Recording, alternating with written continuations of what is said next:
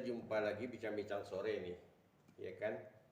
Suhu di Pekanbaru ini tak menentu. Sekarang panas, bukan main panas. Saya lihat tadi sore ini aja udah 31 derajat panasnya. Topik kita apa nih sekarang? Tentang kritik sastra masih, Pak. masih kritik sastra. Iya, Pak. Ada masalah apa lagi dengan kritik sastra? Mungkin Pak ya, Iya. masih bingung Pak dalam kritik sastra ini langkah-langkahnya itu seperti apa Pak? Oh, langkah-langkahnya. Jadi kemarin Belum jadi. Pak, belum Pak, karena langkah-langkahnya belum tahu Pak. Jadi pas pulang bingung. Iya, bingung, Pak. Pas pulang bingung. Jadi sebetulnya begini. Kita yang pertama sekali yang mau kita lakukan itu tentu ada objek yang mau kita teliti nih. Kita sukanya di mana? Ya, kecuali penugasan nggak bisa kita elak. Ya. Tapi kalau kita sebagai pengkritik lepas, kita sukanya di mana?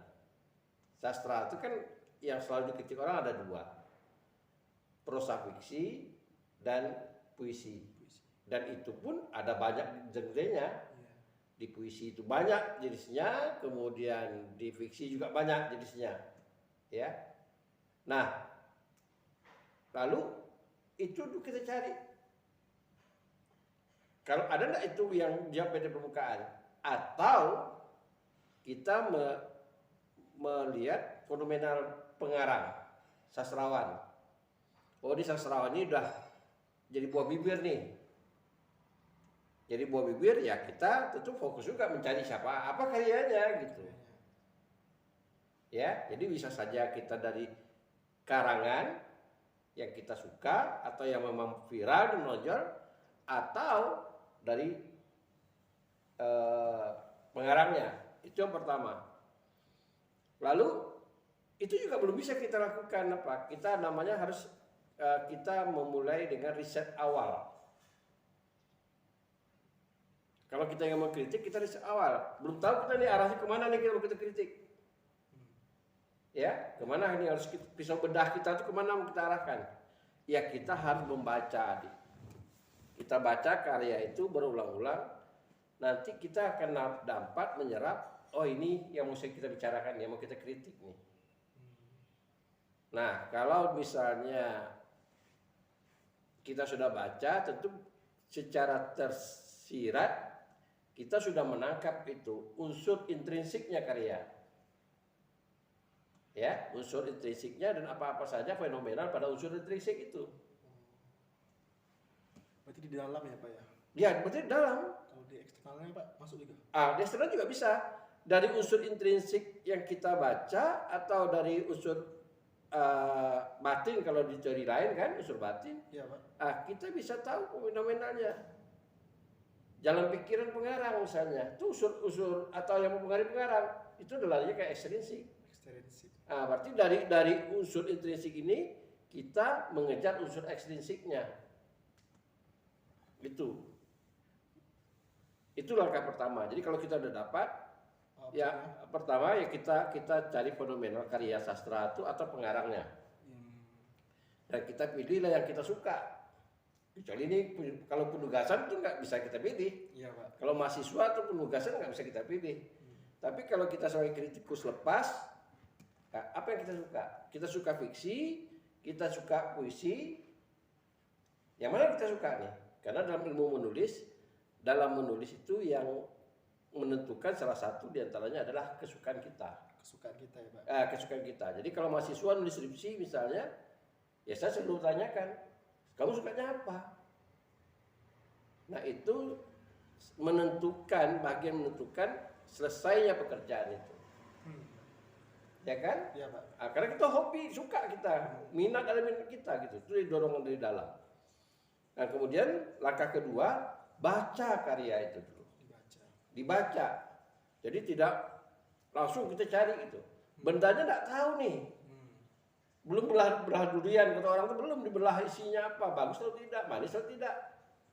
Jadi kita baca, ya kalau nggak bisa satu kali, kalau kita misalnya masuk orang yang lelet, ya baca 2-3 kali. Tapi kalau orang yang biasa membaca, mungkin satu kali udah tahu dia. Oh ini yang mau saya teliti ini. Tapi kalau tidak, rasanya belum ketemu juga, baca gitu. Nah, ketika kita membaca sebetulnya otak kita sudah berpikir tuh unsur intrinsiknya. Kita ada bicara tema, kita ada menangkap tuh topik-topiknya, kita ada apa, kalau dia prosa kita ada bicara wataknya, perwatakannya, alurnya, udah otomatis tertangkap kan pada kita. Nah, lalu langkah selanjutnya kalau saya sarankan coba mapping. Di mapping masalahnya. Sudah dibaca, kita dapat nih masalahnya. Saya mau yang apa mapping? Mapping masalahnya. Nah, baru kita lihat nanti skala prioritas yang menariknya apa. Tentu ada pertimbangan-pertimbangan kita. Mungkin pertimbangan kita dari referensi yang kita punya, ya, waktu yang tersedia, dan kita menguasai bidang itu. Jadi kita mapping dulu masalahnya. Ya kan? Ya, Pak. Nah, apalagi misalnya kita kalau mengkaji unsur ekstrinsik, unsur luar gitu. Nah, itu kita mapping dulu, petakan dulu masalahnya. Nah, dari situlah kita dapat, misalnya ada 10 masalah kita prioritaskan atau apa, baru kita batasi. Nah, batasi tadi itu pertama, tadi yang kedua bisa fokus kita. Jadi kita kemampuan kita, referensi yang kita punya, waktu tersedia, itu alasan kita membatasinya supaya kerja itu sesuai dengan target. Kalau misalnya kita nih nulis kritik untuk media, itu kan dikejar waktu, ya, Pak, oleh media gitu. Nah, oleh karena itu kita targetkan ini selesainya berapa hari. Karena itu kalau misalnya dalam skripsi ada waktu, kan selalu di dalam di skripsi dibuat peta mappingnya kegiatan. Sehingga kalau dalam kerja memang harus sistematis, kita harus tahu kita target yang kita capai. Di situ dalam tidak? Ada, Pak. Ada mau tanyakan lagi? Apa lagi? Ada timbul, Pak, pertanyaan baru dari langkah-langkah itu, Pak. Iya. Bapak tadi jelaskan masalah unsur intrinsik kan, Pak. Iya. Dalam mengkritik itu kita harus tahu dulu. Kita telah membaca, kita Iya. tahu. Tetapi kita tahu unsur intrinsiknya. Iya. Nah, kalau gitu, apakah boleh sebagai kritikus sidik itu mengkritik temanya saja, Pak? Tidak secara keseluruhannya?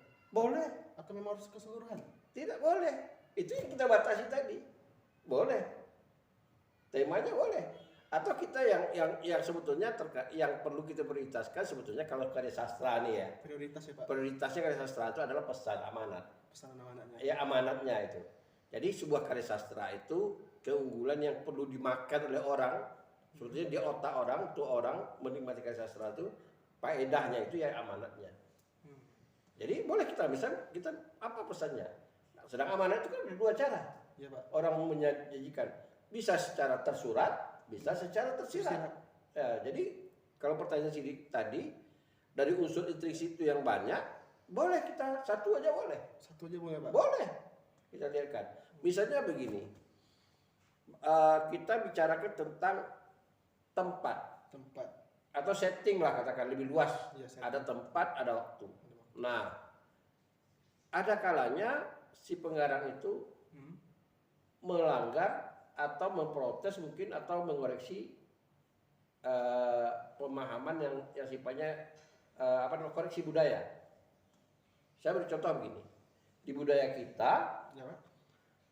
dipercaya oleh sebagai masyarakat, apalagi Islam ini, misalnya nggak boleh pacaran di kuburan, iya kan? Iya, Pak. Atau kalau yang namanya identik dengan kuntilanak, itu daerah dikubur letaknya. Iya, Pak. Dikubur. Mana tahu ada cerita itu yang di luar dari konteks itu. Ini saya beri contoh, ini realita ya, kehidupan realita. Di Jakarta itu ada orang yang berusaha menawarkan bahkan membuat jamuan makan di kuburan. Itu ada yang mau gitu. Ada orang mencari sensasi gitu. Di kuburan pasang tenda, lalu yang membelinya tiketnya itu udah ada yang pesan jauh-jauh hari online gitu. Nah, jadi itu kan terkadang hal-hal yang di luar dari normal budaya kita gitu. Iya, betul. Nah, sama hal seperti itu. Jadi karena itu yang saya katakan ada nggak misalnya settingnya itu yang menurut kita yang menarik kita apakan? Ya, bukan artinya bertentangan saja. Saya beri contoh lagi satu. Setting waktu nih. Itu waktu. Di Siti Nurbaya. Di Siti Nurbaya, di sinetronnya Anda bisa nonton, di filmnya. Itu ada orang jual kue ketika hari mau maghrib. Lewat di muka rumah Siti, di samping rumah Siti Nurbaya. Biasanya Siti Nurbaya tuh menyadari yang jual kue itu pagi. Ini tiba-tiba sore hari. Kan terjadi kejanggalan. Iya, Pak. Nah, itu satu bentuk perhatian kenapa itu dibuat sore hari. Ya kan? Iya. Itu kan kalau dalam kehidupan nyata sesuatu yang tidak biasa itu perlu dicurigai. Sesuatu yang tidak nyata nih perlu dicurigai. Saya tidak biasa ke rumah Sidik nih. Tiba-tiba saya nongol ke kosan Sidik. Iya, Pak. Ya kan? Iya. Tentu dalam pikiran Sidik itu mengatakan ada apa nih Bapak nih? Ada apa? Ada apa gitu? Dosen yang datang ke rumah gitu misalnya gitu. Apalagi kalau saya dosen datang ke rumah mahasiswi. Ya kan? Ada apa? Pasti negatif dulu pikiran orang gitu. Nah, itu satu contoh itu. Nah, kita perlu mengkritisinya dalam arti kata begini. Kita mau mendedahkan. Tadi kan kemarin saya katakan kritik itu bukan mencari kesalahan. Iya. Kita mendedahkan supaya membantu orang memahami karya itu. Mbak, paham? Paham, Pak. Nah, jadi kalau kita sudah tahu, kita sudah mapping dan kita pilih apakah di unsur intrinsiknya atau unsur ekstrinsiknya. Ya karena gini, seperti yang saya katakan pada beberapa kesempatan, sastra itu kan bisa dilihat dari 5 cara. Karya sastra itu bisa kita lihat hubungan antara pengarang dengan karangannya. Iya kan? Itu kalau dalam metodologinya itu struktural genetik. Ya, bisa juga saya tidak menyebutkan berapa teori, ada sebagai contoh teori ya. Bisa juga karya dengan masyarakat pada masa itu. Karya dengan masyarakat. Iya, ya kita katakan kalau kajian itu kan kajian mimetik. Nah, kemudian bisa juga kita tidak bicarakan dengan pengarang, tidak masalah, tapi teks. Bicarakan teks itu aja. Itu banyak, ada kajian struktural, ada kajian tentang semiotik, ada masalah gaya, stilistika. Stilistika itu kan salah satu bentuk kita mengkritisi dengan cara pendekatan bahasa. Nah itu, kemudian ada juga yang karya sastra itu kita lihat dari respon masyarakat. Yang namanya resepsi. Nah, jadi situlah kita kemudian kita membaca, oh ini idenya di mana nih? Kalau kita lontarkan misalnya ke pembaca, berarti kajian kita itu resepsi, respon pembaca gitu. Dan kemudian terakhir kita bisa juga dengan cara mengaitkan ketiga-tiga itu. Ada yang membaca, ya masyarakat, ya teks, kayak kajian tentang psikologi, tentang sosiologi, sastra gitu. Dan sastra itu terbuka. Ya, kalau kajian sastra itu terbuka pendekatannya. Kita bisa menggunakan teori lain. Kalau masih cocok, kita boleh ambil. Karena beberapa teori itu mengadopsi dari teori lain, dari disiplin ilmu lain. Gitu. Ya tentu ya ilmu sosial juga. Kira-kira seperti itu. Jadi kita sudah baca, lalu kita sudah mapping nih, lalu kita bisa memutuskan. Ya kita bisa memutuskan. Nah langkah berikutnya, sudut pandang mana mau kita ambil nih? Tadi saya sebutkan tadi. Kata kalau kita udah belajar teori sastra, dengan bisa bedah mana mau kita pakai teorinya. Bisa saja teorinya satu, bisa saja kombinasi teorinya. Kalau kita kombinasi, mungkin kita ada cukup satu nih, struktural, tapi perlu kita tambah lagi misalnya dengan teori lain, boleh. Nah, supaya apa? Supaya tadi fokus kita bacanya. Nah, barulah kemudian kita melihat mengumpulkan data. Jadi jangan kita seperti membuat esai langsung kita tulis. Kita kumpulkan dulu data. Data mentahnya itu apa? Yang sesuai dengan apa yang mau kita cari. Kita kumpulkan datanya, lalu data itu baru kita kaji apa kelebihannya, apa kekurangannya. Ya, ini saya beri contoh satu, misalnya masih di fiksi. Ada burung-burung manyar, roman burung-burung manyar, itu dia tidak menyebutkan tempat. Berarti setting tempatnya tidak ada, dan disebutkan hanya kota A, kota B dan sebagainya. Sementara Kaliwang Simatupang nama tokoh. Di Kaliwang Simatupang itu tidak ada nama tokoh utama. Tokoh kita katanya. Nah, ini kan kita sebagai kritikus, kan ini sesuatu hal yang aneh. Ada orang terkadang mementingkan nama tokoh. Ya kan? Supaya keren gitu, nama tokohnya gitu. Supaya keren gitu. Misalnya kalau dia tokohnya tokoh jahat, ya harus identik dengan nama jahatnya gitu. Tapi tidak, Iwan Simatupang tidak menyebutkan tokoh. Nah, artinya apa?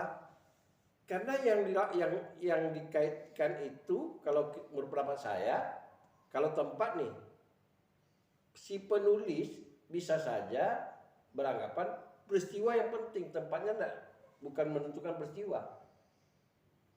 Jadi di tempat apa saja, di kota mana saja, itu peristiwa yang seperti yang diungkapkan itu akan terjadi, bisa terjadi gitu. Karena ya juga kita bisa terima. Contoh nih, orang berzina. Nah dulu kan orang berzina itu nggak boleh di kuburan. Takut orang, pada takut orang juga, orang akan melakukan. Dia rumah ibadah. Nyatanya, kalau udah nafsu setannya terjadi dia. Itu bicara tempat gitu. Peristiwa itu misalnya yang kita lihat di media massa terjadi misalnya di kota besar. Di kota kecil juga terjadi. Mungkin gayanya beda, perampokan. Mungkin di kota besar namanya merampok dengan senjata, tapi di kota kita nih jamret. Iya kan? Ya. Sama dengan senjata yang ada sesuai dengan pengetahuan dia, pakai celurit gitu misalnya seperti itu. Nah, ini bisa kita terima. Pada awalnya orang merasa aneh gitu loh. Merasa aneh. Itu kalau kita bicara tentang tempat. Dan bicara tentang watak, orangnya, nama orang. Yang terpenting kan wataknya. Saya kan bisa dipanggil orang siapa saja, nama saya gitu, siapa saja. Sini juga mungkin ada nama kecil gitu, atau nama yang gaul kita gitu. Tapi yang tidak bisa lari itu kan dari wataknya gitu. Nah, jadi yang dipentingkan di tokoh itu kan wataknya.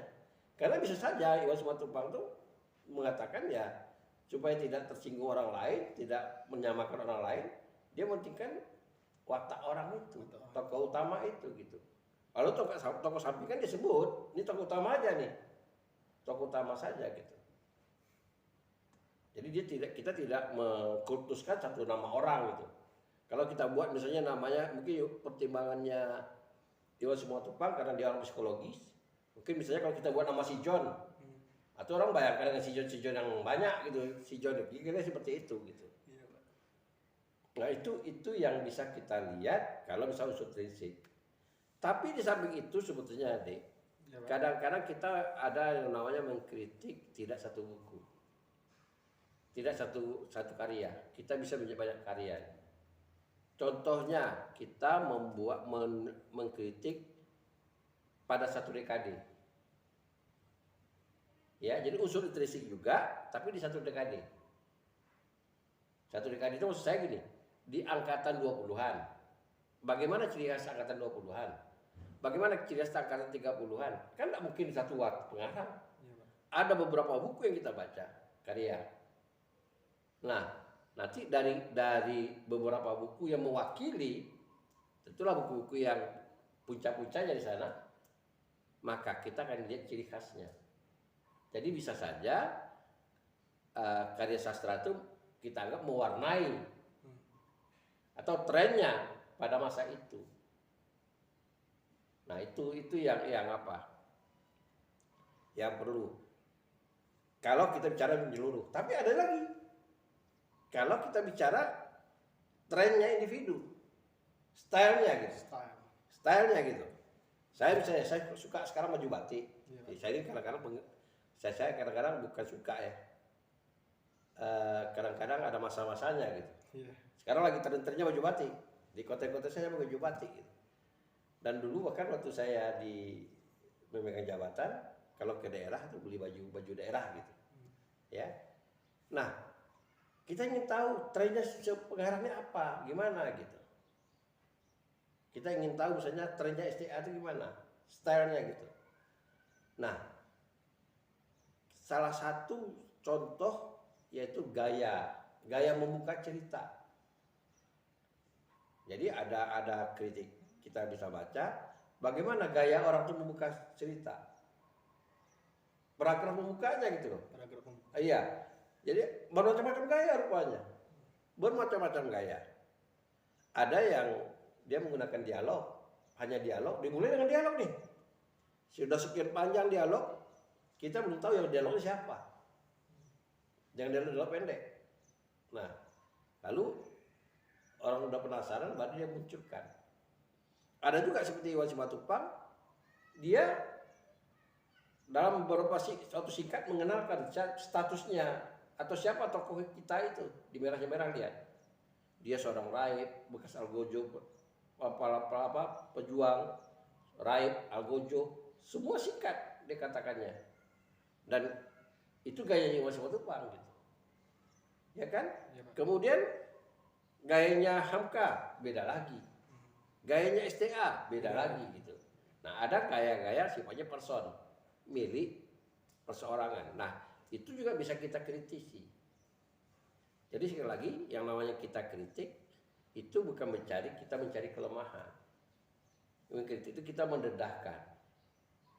Nah, kalau menurut bisa saja itu ini rupanya identitasnya gitu. Sama juga kalau orang melihat channel YouTube orang gitu. Openingnya kan beragam-ragam tuh. Banyak channel yang bisa kita lihat. Beragam-ragam gayanya. Gaya membuka itu beragam.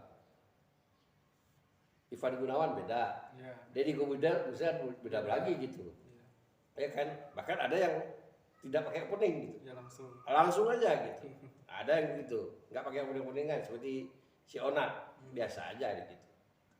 Merasa nggak begitu mungkin tak begitu penting, tapi ada orang yang begitu menganggap openingnya itu begitu penting untuk identitas diri dia. Gitu. Nah, sama halnya dengan di karya sastra.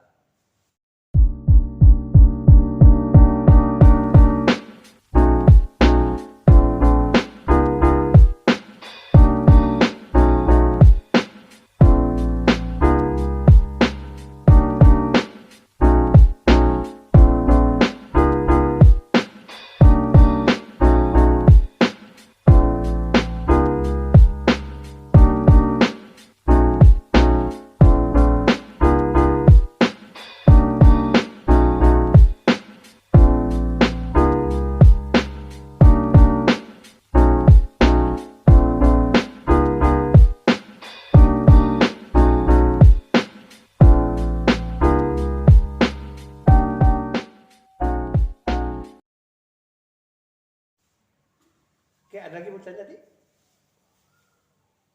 Kalau gitu Pak, ini kan kritikus pemula nih. Iya. Hambatan atau tantangan dalam kritik karya sastra ini apa Pak? Oh, tantangannya. Hambatan dan tantangannya. Iya, yang pertama yaitu aspek pengetahuan kita, modal kita. Jadi seorang sastrawan itu, seorang kritikus itu harus banyak membaca. Pertama membaca karya, ya. Membaca karya ini dengan beberapa jenis, beberapa ragam, beberapa model. Karena ada karya sastra itu yang realis, ada yang romantis, ada yang absurd. Yang absurdnya yang sulit nih. Kalau orang awam baca yang absurd, itu ada kalanya dia mengatakan itu nggak masuk akal. Ya? Iya, Pak. Saya beri contoh, ada cerpennya Taufiq Ikram Jamil, namanya Menyeberang. Itu dia buat tahun 80-an ketika lagi ramai-ramainya TKI gelap. Dulu di Selat Panjang itu, di Tanjung Sama, pusatnya orang TKI dari Jawa, pakai berbus-bus, bahkan sampai tidur di pekarangan. Dari sana mereka nyebrang ke Malaysia. Nah itu terinspirasi bagi Taufiq Ikram Jamil. Dibuatnya lah cerpen di Kompas kalau saya nggak salah, namanya Menyeberang. Menyeberang. Nah saya tidak ceritakan apa. Jadi ada TKI itu pas nyebrang kan tidak selamanya selamat, karena ada kalanya dia dibawa dengan pompong yang muatannya di luar kapasitas. Nah, satu yang dibuat di Taufiq ini, pompongnya itu tenggelam, karam gitu. Jadi ada satu penumpang yang dia pingsan, lalu dalam pingsan dan siuman itu seolah-olah dia melihat ada orang kampung yang datang, yang muncul dari laut, menyuruh dia pulang. Tapi ada lagi yang membawa spanduk yang mengajak dia ke sana. Kira-kira begitu awamnya gitu. Nah, itu bentuk absurd. Bentuk yang ya nggak mungkin lah orang muncul dari laut kan. Ya kecuali yang laut gitu. Nggak mungkin. Jadi karena itu kita membaca dulu. Sama dengan kita ketika zaman Jepang yang namanya simbolis. Tinjaulah dunia sana. Buah akuarium kita dilihat. Tokonya ikan. Jadi karena itu kita banyak, pertama harus kaya, kita punya koleksi di otak kita, di diri kita membaca karya. Kalau kita hobinya novel, baca karya novel. Kalau kita hobinya cerpen, baca karya novel, cerpen itu. Kalau kita hobi puisi, baca puisi. Dengan beberapa bentuk, ya, dengan beberapa bentuk referensinya. Nah, kemudian kita belajar juga membaca kritik sastra orang.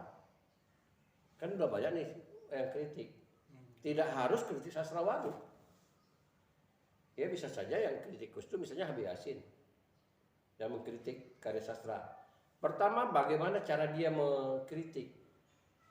Ya, apa sih sisi yang dia dikritik? Jadi kalau kita membaca, katakan ada 10, kita udah dapat gambaran. Oh, rata-rata yang ini kritiknya. Bisa jadi kita mengulangi sasaran tembaknya di kritikus itu ketika kita mau kritik dengan karya yang lain. Bisa jadi juga kita mencari sasaran tembaknya yang lain. Maksud sasaran tembaknya bahasan kita yang beda dari orang itu gitu. Kalau bagusnya yang berbeda dari kritikus yang sudah ada. Yang berbeda gitu. Kenapa? Ya, kalau kita sama aja berarti orang menganggap itu sebagai pengulang atau pengekor. Gitu. Jadi kita nggak punya identitas sendiri kita. Itu kemudian kita juga harus punya referensi yang banyak. Karena teori sastra itu, saya selalu mengatakan tidak semua buku sastra itu sempurna. Ya, semakin banyak kita, semakin kaya kita, semakin tahu kita benang merahnya dari sebuah teori ke teori lain, dan kita bisa memilah-milah nih pendapat yang benar dan pendapat yang salah. Jadi jangan-jangan kita punya referensi, nanti kalau kita mengkritik kita rujukan kita itu lemah. Ya tentu kalau dapat buku-buku karya sastra yang pengarangnya ternama. Tidak harus tuh orang luar negeri, tidak harus saya katakan. Karena kan kepintaran itu bukan hanya milik satu bangsa. Yeah. Bisa jadi itu kritikus kita, pemikir-pemikirnya bagus, dan itu kita bisa baca. Nanti itu jadi pengayaan kita untuk membedah karya sastra itu. Tapi kalau misalnya saya menyarankan nih, kalau kita sebagai kritikus pemula, alangkah baiknya memulai dari, kalau dia fiksi, memulai dari cerpen dulu. Iya. Kenapa? Kita tidak terbebani membaca itu banyak, Iya. iya kan? Iya, Pak. Kita mengulang. Kali kalau kita udah mahir, kita bisa berhari-hari baca novel. Kalau cerpen, kita bisa sekali duduk, tamat, satu kali baca, pagi, siang kita bisa ulang lagi. Jadi tidak begitu lama kita membaca. Itu yang saya sarankan. Kalau puisi, nah ini kan perlu perenungan di puisi. Iya. Bahasanya perlu perenungan. Saya menyarankan mulailah dari puisi-puisi yang berpola. Kenapa puisi berpola? Kita dah ada acuannya pola. Nah, maksud saya puisi berpola itu kita menguasai puisi berpola, ada pengaruh-pengaruh pola lama tak? Misalnya katakan lagu. Kita ingin mengkritisi misalnya tentang amanat lagu. Ya, kalau di Sumatera Barat itu ada namanya irama rato. Kalau kita namanya meratap. Ya, kenapa kok tema-temanya meratap? Ada apa gitu, ciri khasnya itu. Kalau di Sumatera Barat tuh kaset-kaset lagu kan namanya ratap. Nah, kita memulai dari hal-hal sebenarnya sederhana. Ya, kemudian satu hal yang tertinggal bagi saya, carilah topik-topik yang jadi banyak minatnya orang. Dikatakan sensasi tidak, tapi betul-betul jadi pusat perhatian orang. Nah, itu yang kita harus lakukan.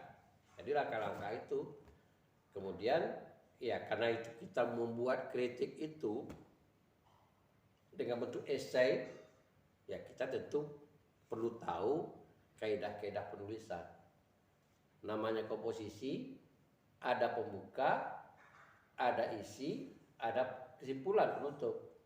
Nah, pembuka itu kalau kita jabarkan lebih luas kayak skripsi, kenapa kita milih mengkritisi itu? Tentu orang ingin tahu apa alasan kita. Ya. Karena tidak banyak, bukan tidak ada kritikus yang pesanan. Tolong kritikan ini. Sama juga kayak lagu, tolong nih supaya jadi pesanan di orang gitu, bahkan dibayar gitu. Nah, kalau dapat kita ini betul-betul menjalani profesi kita sebagai ilmuwan, jadi kita bukan dibayar. Jadi itu yang perlu dihindari. Nah, kita ingin tahu arahnya, ya arahnya gitu. Dan bukan berarti kita harus bicarakan yang lama aja. Contoh, sastra itu kan merekam masanya. Ketika reformasi, Taufik Ismail melahirkan puisi 98. Ya, dan itu terkenal puisinya. Mahasiswa takut dengan dosen, dosen takut dengan dekan, dekan takut dengan rektor, rektor takut dengan menteri, menteri takut dengan presiden, presiden takut dengan mahasiswa. Siklus ketakutan itu. Ya kan? Iya, Pak. Nah, berarti ada. Jangan-jangan ketika zaman pandemi ini juga ada orang buat karya. Apakah sifatnya sarkasme kah? Atau dokumentasi situasi gitu.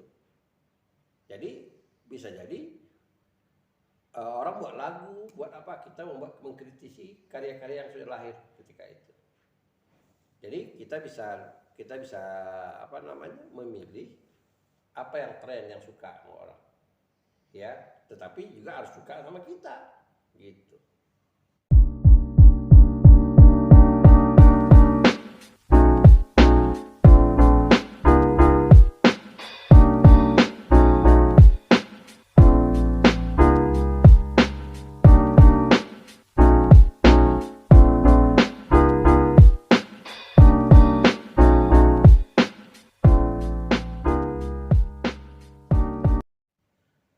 Ada lagi mau ditanya? Mungkin segitu dulu, Pak, untuk hari ini. Oke. Jadi kalau kita bicara lebih apa lagi langkah-langkahnya, tapi langkah cukup langkah pemula kita dan hambatan-hambatan kita itu di situ. Kadang hambatan kita di referensi. Gitu. Referensi, ya, Pak. Saya beri contoh begini, ada satu dekade misalnya lagi trennya feminisme gitu. Tapi sekarang lagi bicara lagi feminisme gitu, Ya, Pak. lagi nggak tren sekarang nih. Nah, sebanyak kritikus itu bicara tentang feminisme. Karena sastra juga bicara tentang feminisme gitu. Bicarakan tentang keadilan sosial. Sastra bicara tentang keadilan sosial. kritikus juga terpaksa begitu. Karena itu unsur ekstrinsik yang mempengaruhi. Jadi itu sebagai apa? Waalaikumsalam. Sebagai pemahaman pada Anda, dan semoga Sidik bisa jadi penulis kritikus. Ya, Pak. Terima kasih.